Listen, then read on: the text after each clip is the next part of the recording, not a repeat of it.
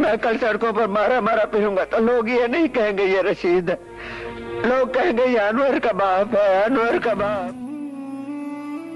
মাত্র 20 টাকা পকেটে নিয়ে মায়ানগরীতে পা রেখেছিলেন।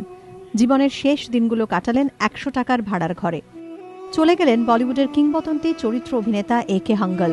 দীর্ঘদিন বার্ধক্যজনিত অসুস্থতায় ভোগার পর ৯৮ বছর বয়সে মুম্বাইয়ের একটি বেসরকারি হাসপাতালে শেষ নিঃশ্বাস ত্যাগ করলেন তিনি।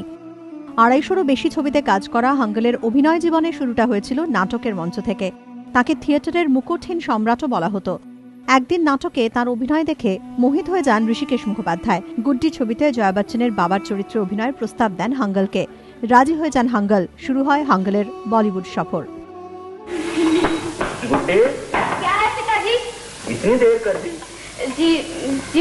स्पेशल क्लास की पिताजी, फाइनल जा रहा है ना इसलिए। तो घर पर क्या कर जाया कर बेटी, नहीं तो चिंता लग जाती है। तेरी भाभी दोपहर से 10 बार ऊपर नीचे जा चुकी। अच्छा जा। 50 হাঙ্গলের কাছে মূলত চরিত্র অভিনেতার ভূমিকায় কাজ করারই প্রস্তাব আসে। চ্যালেঞ্জ নিতে পিছপা হননি হাঙ্গল। একে একে মুক্তি পায় তিসরি কসম, বাবুর্চি, নমক হারাম। अपने गुड्डे गुड्डियों का बहुत ख्याल रखती है।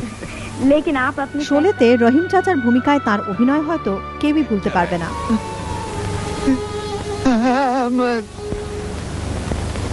इन्ना लिल्लाहि व इन्ना इलैहि राजिऊन। কালজয়ী এই অভিনেতা জীবনের শুরুতে একজন দর্জি ছিলেন। ১৯১৭ সালে পাকিস্তানের সিয়ালকোটে জন্ম হয় অবতার কৃষ্ণ হাঙ্গলের। মনে প্রাণে বামপন্থী হাঙ্গল কমিউনিস্ট পার্টির সদস্য ছিলেন। বেশ কিছুদিন জেলেও ছিলেন।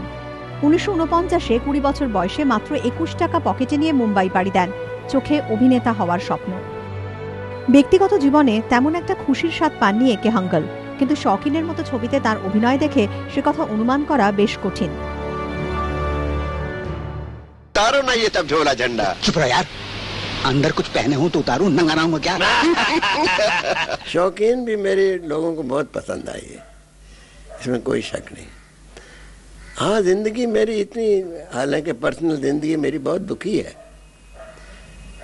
और फिर भी मैं ऐसे रोल कर लेता हूँ जिसमें थोड़ा बहुत ह्यूमर हो। वो तो कहीं जाता नहीं आदमी का, रात दिन रोना रोना बह के क्या करेंगे, तो वो वैसे भी ह्यूमर, मेरा जिंदगी में ह्यूमर भी है बहुत।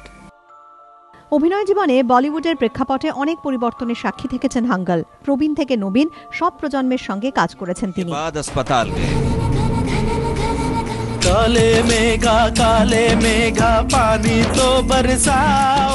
লাগান ছবির শুটিং চলাকালীন অসুস্থ হয়ে পড়েন হাঙ্গল। সবাইকে অবাক করে অ্যাম্বুলেন্সে করে এসে শুটিং সেরেছিলেন তিনি।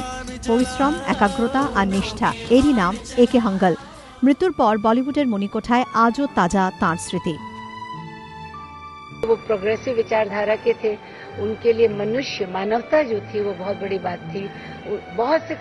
बहुत से लोग जानते, पद्म भूषण हमारे यहाँ के थे, पर बहुत से कम लोग ये जानते हैं कि क्रांति किसी एक अकेले व्यक्ति से नहीं होती।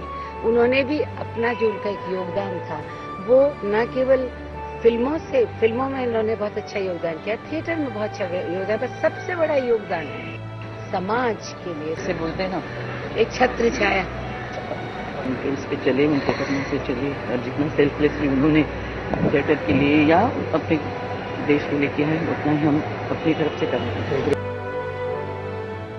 ভালোবাসা পেয়েছিলেন, দিয়েও দিয়েছিলেন। সমাজের কল্যাণে জীবনের শেষ সম্বলটুকু বিলিয়ে দিয়েছিলেন হাঙ্গল। চলচ্চিত্রে অবদানের জন্য ২০০৬ সালে পদ্মভূষণে সম্মানিত করা হয় হাঙ্গলকে। সম্প্রতি একটি টেলিভিশন সিরিয়ালেও কাজ করছিলেন তিনি। হাঙ্গল চলে গেলেন, শোকাচ্ছন্ন সিনে জগৎ। বলিউড সরণিতে এখন শুধুই শূন্যতা। এবিপি আনন্দ। इतना सन्नाटा क्यों है भाई?